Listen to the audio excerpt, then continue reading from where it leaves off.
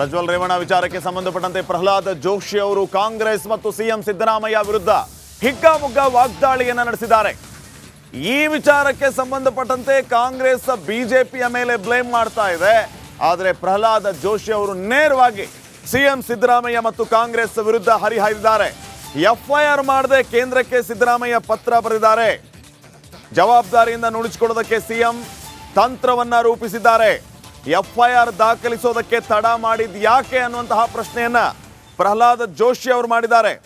1 ವರ್ಷದ ವಿಡಿಯೋ ಅಲ್ಲ, 2018ರಿಂದ ವಿಡಿಯೋಗಳಿದೆ ಅಂತ ಆದ್ರೆ ಆವಾಗ ಇದೇ ಪ್ರಜ್ವಲ್ ಪರವಾಗಿ ಸಿದ್ದರಾಮಯ್ಯ ಪ್ರಚಾರ ಮಾಡಲಿಲ್ವಾ, ಅವ್ರ ಜೊತೆ ಕೈ ಜೋಡಿಸಿರ್ಲಿಲ್ವಾ ಅನ್ನುವಂಥ ಪ್ರಶ್ನೆಯನ್ನ ಜೋಶಿ ಮಾಡಿದ್ದಾರೆ. ಯಾವುದೇ ರೀತಿ ಎಫ್ಐಆರ್ ಮಾಡಲಾರದೆ ಕೇಂದ್ರಕ್ಕೆ ಪತ್ರವನ್ನು ಬರೆದಿದ್ದಾರೆ ಸಿದ್ದರಾಮಯ್ಯನವರು ಪ್ರಜ್ವಲ್ ರೇವಣ್ಣ ಅವರ ವಿಷಯದಲ್ಲಿ. ಇದು ಒಂದು ರೀತಿಯಲ್ಲಿ ತಮ್ಮ ಜವಾಬ್ದಾರಿಯನ್ನು ನುಣುಚಿಕೊಂಡು ಬೇರೆದವ್ರ ಮೇಲೆ ತಪ್ಪು ಹೊರಿಸುವ ಒಂದು ಪ್ರಯತ್ನ.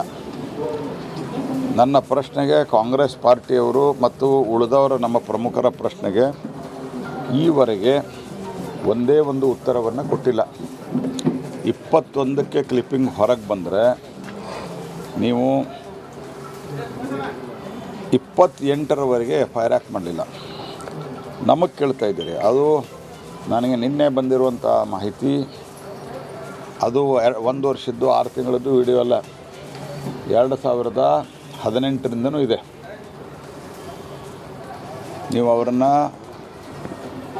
ನೀವು ಕಾಂಗ್ರೆಸ್ದವರು ಸೇರಿ JDS ಕಾಂಗ್ರೆಸ್ ಆ ಸಂದರ್ಭದಲ್ಲಿ ಇದೇ DK ಶಿವಕುಮಾರ್ ಸಿದ್ದರಾಮಯ್ಯ ಅವರ ಪರವಾಗಿ ಮತಯಾಚನೆ ಮಾಡಿದರು. ಪ್ರಜ್ವಲ್ ರೇವಣ್ಣ ವಿಚಾರಕ್ಕೆ ಸಂಬಂಧಪಟ್ಟಂತೆ ಪ್ರಹ್ಲಾದ್ ಜೋಶಿ ಅವರು ಕಾಂಗ್ರೆಸ್ ಮತ್ತು ಸಿಎಂ ಸಿದ್ದರಾಮಯ್ಯ ವಿರುದ್ಧ ಹಿಗ್ಗಾಮುಗ್ಗಾ ವಾಗ್ದಾಳಿಯನ್ನು ನಡೆಸಿದ್ದಾರೆ. ಈ ವಿಚಾರಕ್ಕೆ ಸಂಬಂಧಪಟ್ಟಂತೆ ಕಾಂಗ್ರೆಸ್ ಬಿಜೆಪಿಯ ಮೇಲೆ ಬ್ಲೇಮ್ ಮಾಡ್ತಾ ಇದೆ. ಆದರೆ ಪ್ರಹ್ಲಾದ್ ಜೋಶಿ ಅವರು ನೇರವಾಗಿ ಸಿಎಂ ಸಿದ್ದರಾಮಯ್ಯ ಮತ್ತು ಕಾಂಗ್ರೆಸ್ ವಿರುದ್ಧ ಹರಿಹಾಯ್ದಿದ್ದಾರೆ. ಎಫ್ಐಆರ್ ಮಾಡದೆ ಕೇಂದ್ರಕ್ಕೆ ಸಿದ್ದರಾಮಯ್ಯ ಪತ್ರ ಬರೆದಿದ್ದಾರೆ. ಜವಾಬ್ದಾರಿಯಿಂದ ನುಡಿಸಿಕೊಳ್ಳೋದಕ್ಕೆ ಸಿಎಂ ತಂತ್ರವನ್ನ ರೂಪಿಸಿದ್ದಾರೆ. ಎಫ್ಐಆರ್ ದಾಖಲಿಸೋದಕ್ಕೆ ತಡ ಮಾಡಿದ್ ಯಾಕೆ ಅನ್ನುವಂತಹ ಪ್ರಶ್ನೆಯನ್ನ ಪ್ರಹ್ಲಾದ್ ಜೋಶಿ ಅವರು ಮಾಡಿದ್ದಾರೆ.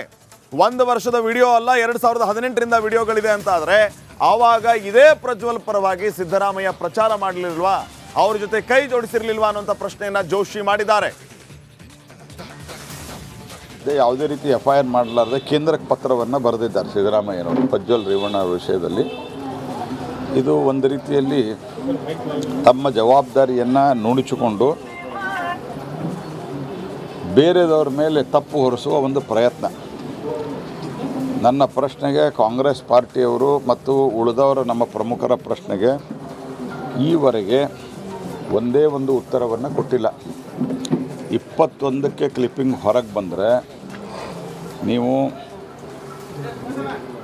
28ರವರೆಗೆ FIR ಮಾಡಲಿಲ್ಲ. ನಮಗೆ ಕೇಳ್ತಾ ಇದ್ದೀರಿ. ಅದು ನನಗೆ ನಿನ್ನೆ ಬಂದಿರುವಂಥ ಮಾಹಿತಿ, ಅದು 1 ವರ್ಷದ್ದು 6 ತಿಂಗಳದ್ದು ವಿಡಿಯೋ ಅಲ್ಲ, 2018ರಿಂದನೂ ಇದೆ.